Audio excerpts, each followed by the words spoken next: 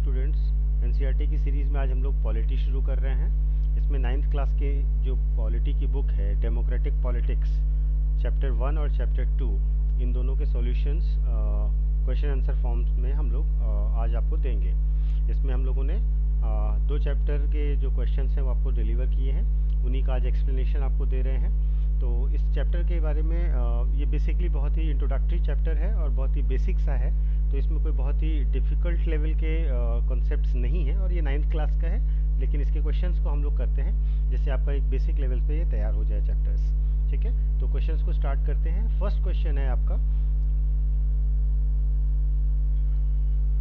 Consider the following statements about Chile. ठीक है, it is a country in North America, it has never been under military coups. तो देखिए, जो chilli है वो वास्तव में साउथ अमेरिका में है, न कि नॉर्थ अमेरिका में। तो चिली को हम लोग नॉर्थ अमेरिका में नहीं पाते हैं, तो पहला पॉइंट तो गलत हो गया। ठीक है, ये आपका साउथ अमेरिका में है।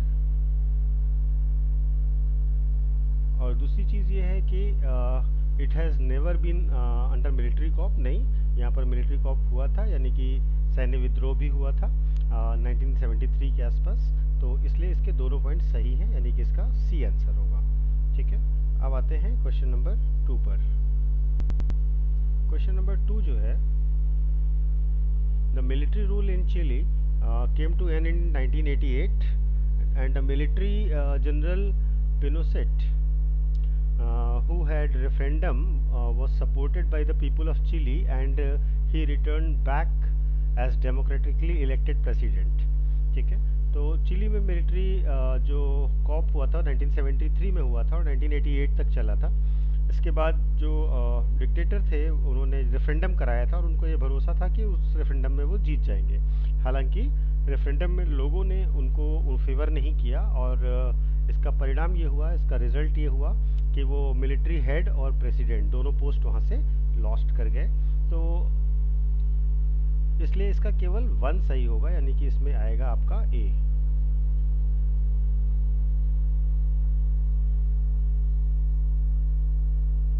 Now come to question 3, which among the following are the features of non democratic government. Non democratic government का फीचर बताना है आपको। तो पहला, people could not choose their rulers, correct है, क्योंकि डेमोक्रेसी में लोग अपने रूलर्स को चुनते हैं। No freedom of expression, express opinions, यानी कि फ्रीडम ऑफ एक्सप्रेशन नहीं होगा। तो नॉन डेमोक्रेटिक गवर्नमेंट में हाँ, फ्रीडम ऑफ एक्सप्रेशन नहीं होगा। No freedom to form associations, ये भी। No freedom to organise protests.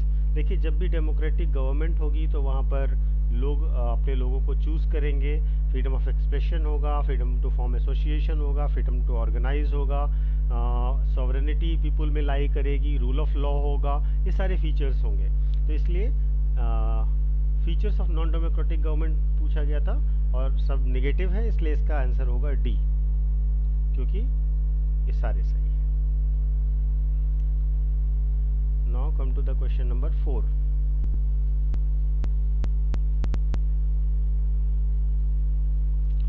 More countries gained freedom in first half of the 20th century than second half of it. After 1950s, most of the Asian and African countries gained freedom. देखिए, ज़्यादातर countries जो हैं वो second half of 20th century में independent होती हैं, ना कि फर्स्ट हाफ में। ठीक है, तो आप भी 1947 में आज़ाद होते हैं, तो लगभग आप सेकेंड हाफ की तरफ पहुंच जाते हैं। तो वास्तव में ज़्यादातर कंट्रीज़ जो हैं वो सेकेंड हाफ में इंडिपेंडेंट हुई हैं, एशियन कंट्रीज़। और 1950s के बाद ज़्यादातर ने गेन किया, तो ये पॉइंट सही है। ये पॉइंट गलत हो गया, इसलिए इसका करेक्ट आंसर होगा बी।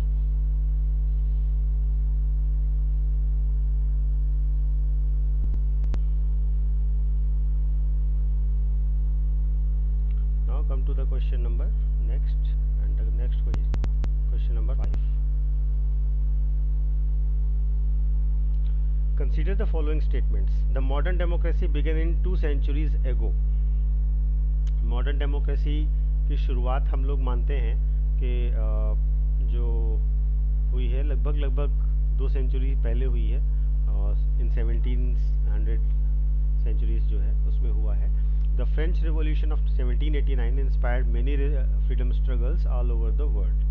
फ्रेंच रिवॉल्यूशन बहुत इंपॉर्टेंट है मॉडर्न रिवॉल्यूशंस में, और फ्रेंच रिवॉल्यूशन के बाद फ्रांस में तो बहुत बड़ा चेंज नहीं आता है, लेकिन फ्रांस की उस क्रांति ने पूरी दुनिया को इंस्पायर किया regarding democracy, regarding freedom.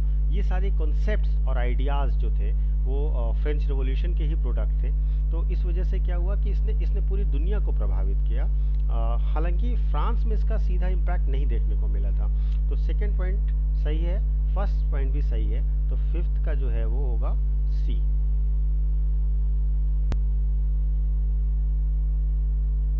Question number, in France the struggle for democracy began much before Britain. ठीक है कि जो ब्रिटेन है ना, ब्रिटेन में डेमोक्रेसी की शुरुआत काफ़ी पहले हो जाती है, और फ्रेंच रिवॉल्यूशन उसके काफ़ी बाद में होता है। यहाँ तक कि अमेरिका में भी इसके बाद में होता है। ठीक है, तो फ्रेंच रिवॉल्यूशन नहीं, पहले ब्रिटिश जो है वो बेसिकली डेमोक्रेसी के लिए शुरुआत करते हैं।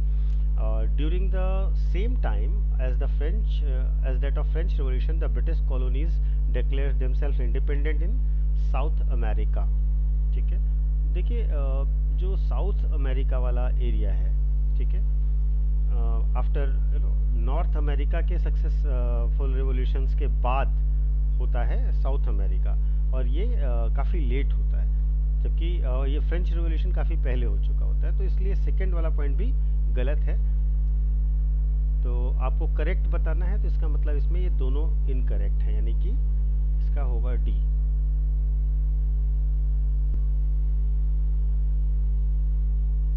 Now come to consider the following statements. In the 19th century, struggles for democracy often centered around the political equality, freedom and justice। ठीक है, most of the countries who became democracies during this time granted the right to vote to all the citizens। Blacks in USA couldn't exercise right to vote as late as until 1965। ठीक है, तो पहला जो point है वो है कि 19th century में जो पॉलिटिकल इक्वालिटी, फ्रीडम और जस्टिस, इसके लिए डेमोक्रेसी के स्ट्रगल्स होते हैं। ये बेसिकली मैंने आपको बताया कि फ्रेंच रिवॉल्यूशन के आसपास का दौर है, तो इसलिए ये पहला वाला पॉइंट तो सही है। दूसरा पॉइंट ये है कि most of the countries who became democracies during this time granted the right to vote to all the citizens. नहीं, शुरुआत में राइट टू वोट सारे सिटीजन्स को नहीं मिलता है, और जैसे ब्लैक्स हैं, वुमेन्स हैं, इनको शुरुआत में जब डेमोक्रेसीज इस्टेब्लिश हुई हैं उस दौरान में इनको राइट टू वोट नहीं मिलता है। और ब्लैक्स में जैसे यूएसए का पॉइंट नंबर 3 है कि जो यूएसए के ब्लैक्स हैं उन्हें राइट टू वोट 1965 तक नहीं मिला हुआ होता है। ठीक है, तो इसमें फर्स्ट एंड थर्ड पॉइंट सही हैं, और सेकंड पॉइंट गलत है क्योंकि सबको राइट टू वोट उस समय तक नहीं मिला था, तो इसलिए इसका होगा सी।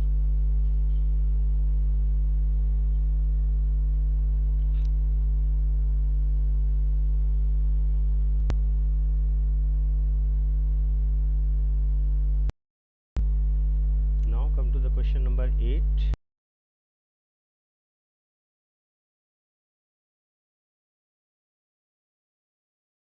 European colonies attained their independence after Second World War।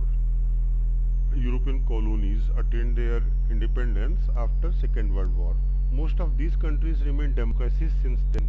पहला पॉइंट जो है जो यूरोपियन कॉलोनीज थी सेकेंड वर्ल्ड वॉर के बाद इंडिपेंडेंट होती हैं, क्योंकि सेकेंड वर्ल्ड वॉर ने पूरी यूरोपियन इकोनॉमी को रुइन कर दिया था। उनकी इकोनॉमी बहुत ही ख़राब हो गई थी सेकेंड वर्ल्ड वॉर के बाद, और वो इस पोजीशन में नहीं थे कि कॉलोनीज़ को कंटिन्यू कर पाएँ।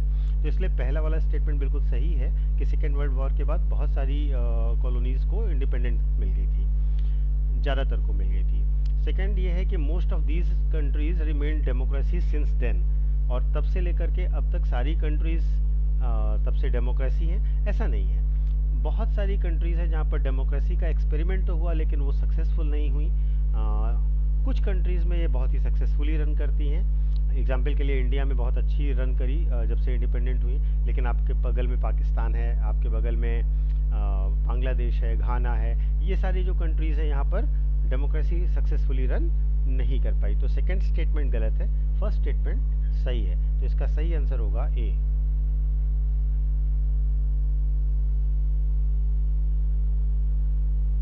Now come to the question number 9।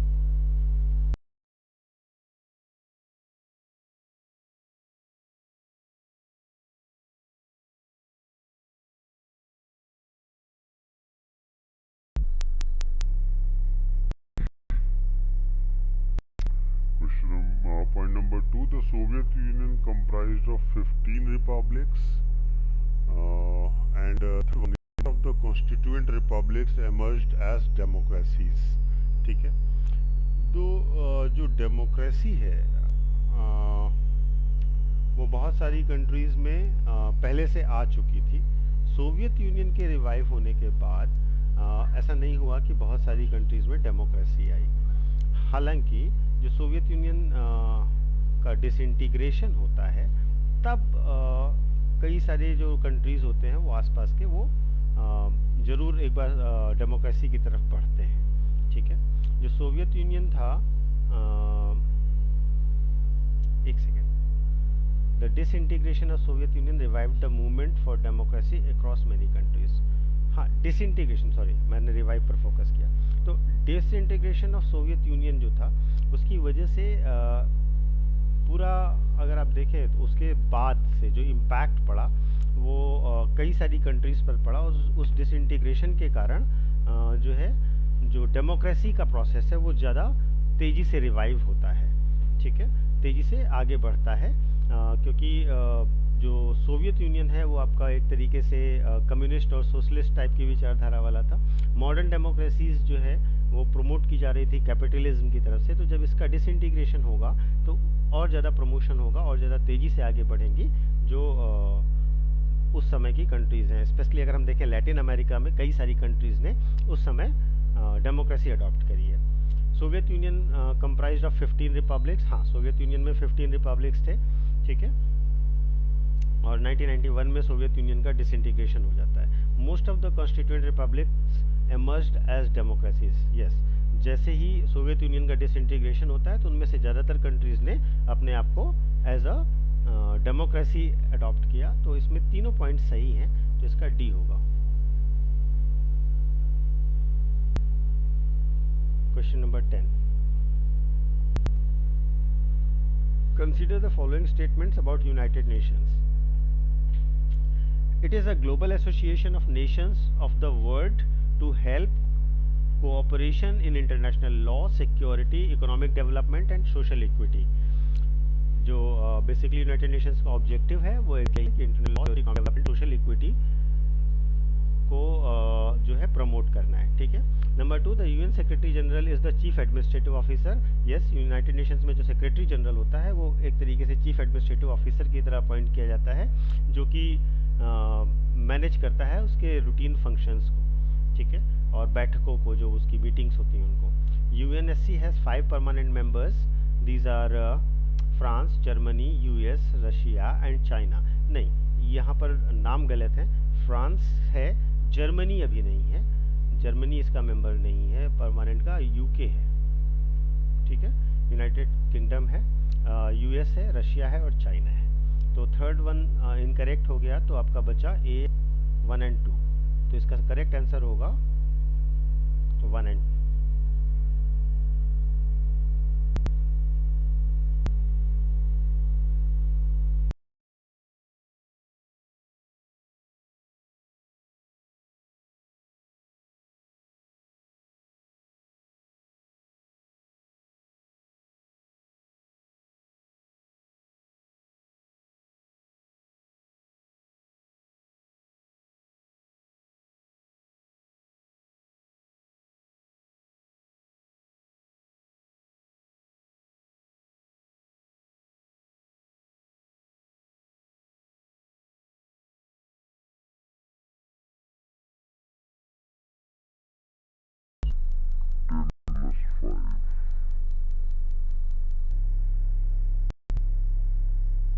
ठीक है, 5 परमानेंट मेंबर्स होते हैं और 10 नॉन परमानेंट मेंबर्स होते हैं, जिनका इलेक्शन 2 इयर्स के लिए होता है जनरल असेंबली के द्वारा।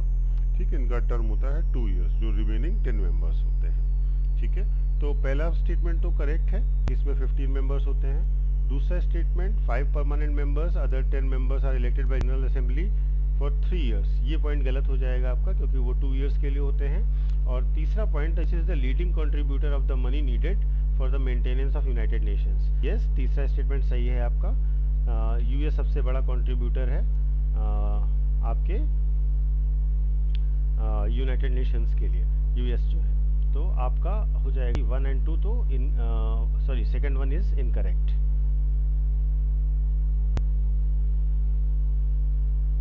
Now come to the question number 2। Consider the following statements about the International Monetary Fund (IMF). It is one of the biggest money lenders for any country in the world. IMF जो होता है, IMF किस लिए होता है? IMF basically जो exchange management होता है, एक्सचेंज रेट मैनेजमेंट होता है, इंटरनेशनल मॉनेटरी फंड उसके लिए होता है, फॉरेन ट्रेड से रिलेटेड चीज़ों के लिए।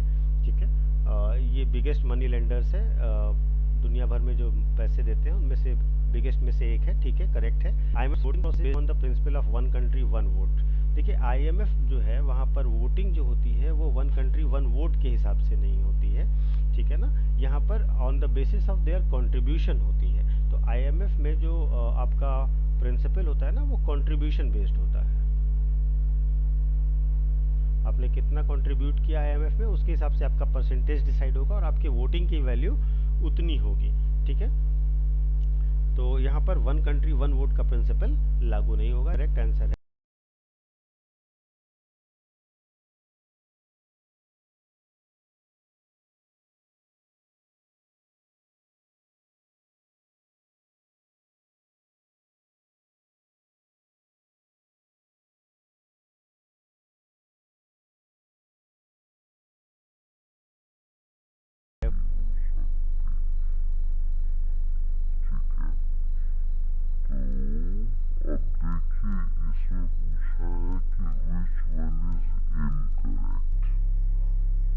दोनों में से इनकरेक्ट कौन है, आप ये बने कि कोई भी कंट्री जहाँ पर इलेक्शंस हो रहे हो वहाँ केवल इलेक्शन करवा देना ही डेमोक्रेसी नहीं है।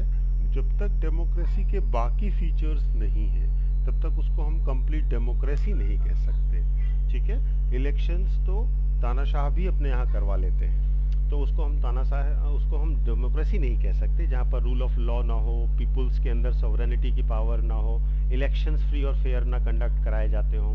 आप देखेंगे साउथ अफ्रीका के कुछ कंट्रीज़ में ये पाएंगे कि वो मिलिट्री रूल में हर बार इलेक्शंस करवाते हैं। तो कोई भी कंट्री जो इलेक्शंस केवल करा रही है तो उसको हम डेमोक्रेटिक नहीं कह सकते। दूसरी बात जो ये कह रहे हैं कि जिसका हेड मोनार्क हो उसको हम डेमोक्रेसी नहीं कह सकते।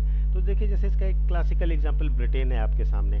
ज़रूरी नहीं है कि वहाँ पर मोनार्क है तो डेमोक्रेसी नहीं, क्योंकि डेमोक्रेसी क्या है, ये रूल ऑफ पीपल है। तो वहाँ पर जो रियल रूल है वो पीपल्स के हैंड में है। वो अपने शासन को इलेक्ट करते हैं, अपने शासकों को, और उसको रन कराते हैं। तो आपसे पूछा है कि कौन सा इनकरेक्ट है, तो आप इसमें लगाइए बोथ।